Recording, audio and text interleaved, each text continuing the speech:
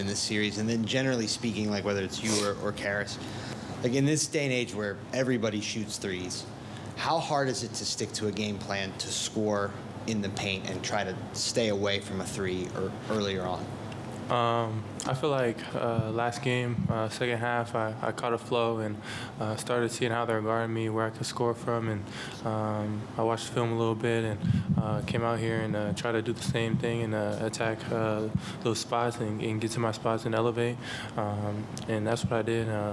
We were knocking them down, and then for the threes, I feel like getting in the paint is first option always, and then the spells for the three will be even more open. So we just try to preach that as much as possible.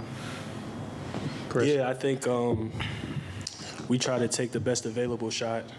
Sometimes it's, a paint shot. Sometimes a kick out three. I think Evan did a great job tonight of screening, mixing up his roles. He hit the three in the first half. It kind of opened everything up a little bit too. So it'll be important for us to, mix it up a little bit this series. Chris? For either one of you guys, it's been about a month since Boston has been held below the 100-point mark. It's the first time in the playoffs any team has done that to them. How did you guys do it? I feel like just keeping them off the three-point line, trying to close out hard. I feel like first game, some guys made some tough shots, and they were knocking down the three, and that gives them a scoring boost for sure. And I feel like this game we really focused on trying to close out hard and not let them get easy threes, and I feel like that really helped us. Is closing out hard, is that like out of the ordinary for your defensive principles? Was it a point of emphasis? Was it an adjustment schematically or anything like that?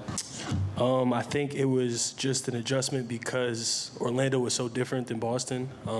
And obviously we went 7 games with them. And then to go, I think 48 hours after that game 7 to playing these guys who are totally different, I think that was kind of the biggest adjustment for us. But watching the film and kind of just getting into the series, I think just getting them off the three-point line obviously is going to be a huge point of emphasis. Why is it that you guys seem to follow your roughest losses or toughest stretches with your top level of play? I think we're a team who handles adversity really well. We know that, you're not going to play your best game every single game. It's how you bounce back from it. And I think we've been a team who've bounced back all season long. And we're excited to go back to Cleveland, get the series back at home. Donovan's talked about not getting too high or too low during a series. I'm sure the message after a 25-point loss was, do not get too low. How do you not get, or how do you remain even-keeled after this win? Like you said, we faced adversity all year, and even last playoffs.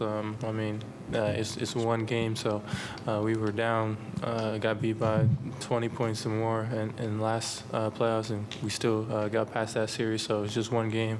We just take it game by game and try to come out with wins. What's up, fellas? What did you guys see from Donovan tonight in the second half, and just how he was able to, go off at the end of the game? I told Don during the game, I think he did a great job of allowing everyone to get going early in the first half.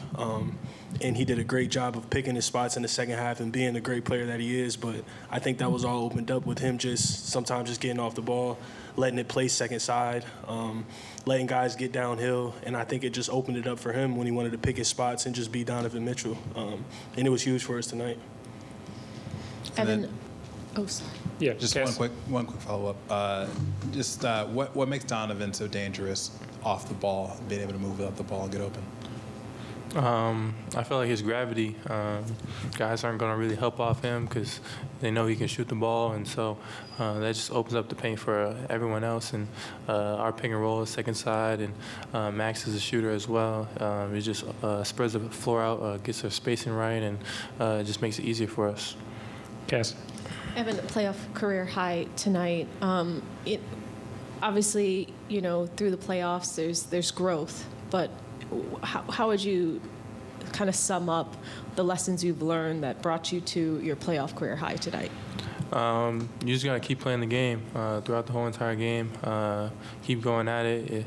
Things are going to get hard sometimes. Things are going to fall sometimes. You got to just keep going. I feel like my teammates do a good job of keeping my head up and keeping my level head, and everyone building that team camaraderie. And overall, it's just like I said earlier, just keep going throughout the whole entire game. Tim. Evan, Max just gave you a bunch of credit for helping get the team going after the slow start. Obviously, got off to a great start to get 10-12 in the first quarter, 15 in the first half. What allowed you to get off to that kind of hot start, and how did you feel the group kind of get going after you guys were down 9 early and called that timeout? Like I said, I feel like last game I caught a flow a little late in the game and saw how they were playing me, and I feel like this game they played me very similarly. So I was just attacking those spots and getting to my spots and shooting the shots I knew they were probably going to give me, and it was just knocking them down. So I was just trying to stay aggressive throughout the whole game. Joe G. Evan, you were 5 of 5 in the fourth quarter. You mentioned this a little bit earlier. You were 5 of 5 in the fourth quarter in game 1. How much what you saw in that fourth and your performance did you carry over into tonight? A lot of it.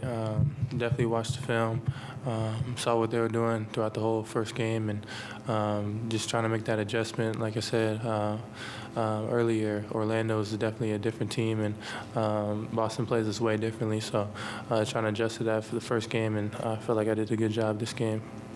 And Caris, we heard you mention it on the way down here. What do you expect Cleveland to be like going up 1-1? Loud, raucous. I think we're all looking forward to going back to Cleveland. They did a great job in the Orlando series, and I know it'll be great this series as well. So we're looking forward to going back home. Last one, Chris, in the middle. Joe G's got that. Caris, in the first game, you guys were 13 of 17 at the rim, and then you were 15 of 20 in the first half at the rim, and you had a great percentage by the end of the game. What did you see coming into this series that made you feel like attacking the paint would be advantageous for you guys? I think they start the game off with Horford as their 5. He's their, sole rim protector in that unit. And then they have Cornette in the second unit, and then after that, it's just those two. And I think we did a great job tonight of seeking out the mismatches. Evan did a great job of punishing switches. And then when Horford was on me or other guards, I think we did a great job of just beating them and finishing at the rim. So I think we pose a lot of kind of mismatches for them that they're going to have to, figure out. Okay, it's going to wrap. Thanks, everybody.